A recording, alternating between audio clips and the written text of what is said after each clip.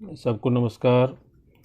आज मैं आप लोग को बच्चों दीर्घ स्वर संधि के बारे में बताने जा रहा हूँ। इससे पहले हमने जो है संधि पाठ पढ़ा था और उसकी परिभाषा, उसके भेदों की परिभाषा भी हमने जानी थी। ये जो दीर्घ स्वर संधि है, ये स्वर संधि का एक भेद है, 5 भेद में से पहला। तो दीर्घ का मतलब ही होता है ह्रस्व से जो है ज़्यादा, दीर्घ माने बड़ा, और स्वर संधि तो आप लोग जानते हैं। अब हम लोग दीर्घ स्वर संधि की परिभाषा जान लेते हैं। जब दो सजातीय स्वर वर्ण मिलकर दीर्घ हो जाता है तब दीर्घ स्वर संधि होता है।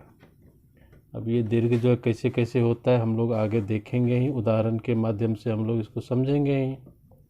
अब देखिए ह्रस्व स्वर वर्ण कौन है और दीर्घ स्वर वर्ण कौन है।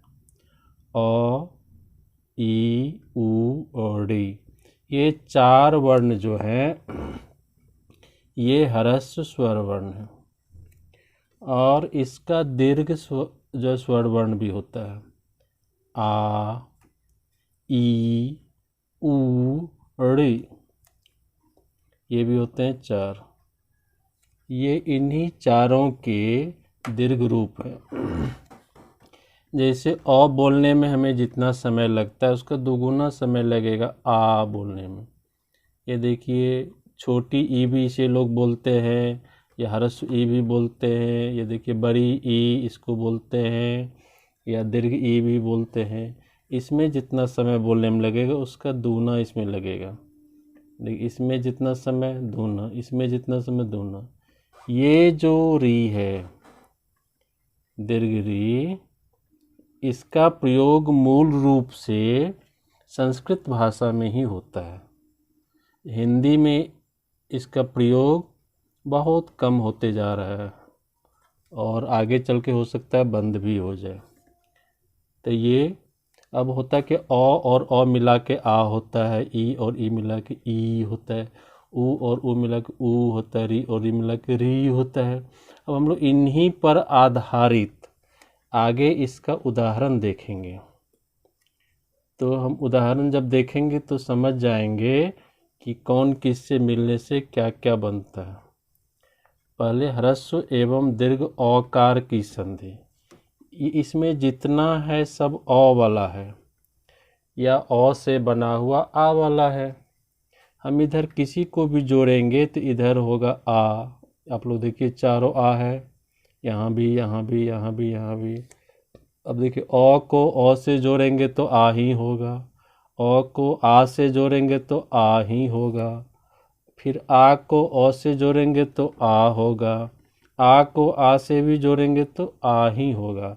मतलब इधर जो हम लोग एक ही जो है जाति के वर्ण, स्वजातीय जो स्वर्ण वर्ण हमने परिभाषा में देखा था, तो ये सब स्वजातीय हुआ, मतलब अपने घर के लोग, अपने जाति के लोग। तो इसको जोड़ने से दीर्घ हो गया, ये सब दीर्घ वर्ण है। ये जो आ है दीर्घ वर्ण। तो अब देखिए अ और अ को जोड़ने से आ होता है, तो उसका उदाहरण क्या है। देखिए ज्ञान जोर अभाव, ये हो गया ज्ञानाभाव। यहाँ पर नौ में अ है और ये अ मिल के आ हुआ, तो ज्ञानाभाव, आ का यहाँ पर जो है आकार हो गया। ये नौ और आ मिल के हो गया नौ आकार ना, तो ये ज्ञानाभाव हो गया। अब उसी तरह से देखिए ये अ और आ को जोड़ने से धर्म जोर आत्मा, धर्मात्मा होता है। यहाँ पर भी अ है, ये आ है, दोनों जुड़ गया तो ये आकार हो गया। अब देखिए आ और अ को जोड़ने से आ, तथा जोर अपि, तथापि। ये जो तथा है इसमें आ जुड़ा हुआ है और यहाँ अ है, ये दोनों मिलके आ हो गया, तो तथापि हो गया। आ और आ के भी जोड़ने से आ होता है, जैसे विद्या जोर आलय, विद्यालय। ये आ और ये आ दोनों मिलके जो आ हो गया है। अब इसके बाद हम लोग देखते हैं ह्रस्व एवं दीर्घ ईकार की संधि। अब देखिए छोटी ई को हम बड़ी ई से जोड़ेंगे तो बड़ी ई होगा, यानी ह्रस्व ई प्लस दीर्घ ई बराबर जो है दीर्घ ई, जैसे गिरी जोर ईस, गिरीस। और फिर ये छोटी ई और छोटी ई दोनों को मिला देते हैं तो बड़ी ई हो जाता है। रवि जोर इंद्र, रविंद्र। यहाँ पे ह्रस्व ईकार है, यहाँ पे देखते हैं दीर्घ ईकार, सब में दीर्घ ईकार है। और उसी तरह से जो है दीर्घ ई जोर ह्रस्व ई बराबर दीर्घ ई। मही जोर इंद्र, महेंद्र हो गया। अब उसी तरह से हम लोग देख रहे हैं जो है दो जो है दीर्घ ई को जोड़ने से भी दीर्घ ई ही होता है। जैसे मही जोर ईश्वर, महीश्वर।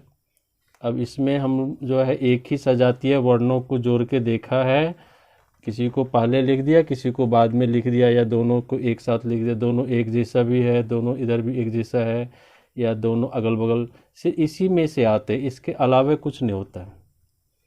ये जो है ह्रस्व ई और दीर्घ ई वाले में इतना ही होता है, 4।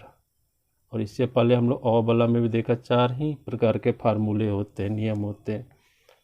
तो इसी तरह से हम लोग इधर जो है ह्रस्व और दीर्घ को मिला के या ह्रस्व रस मिला के दीर्घ ई करते हैं।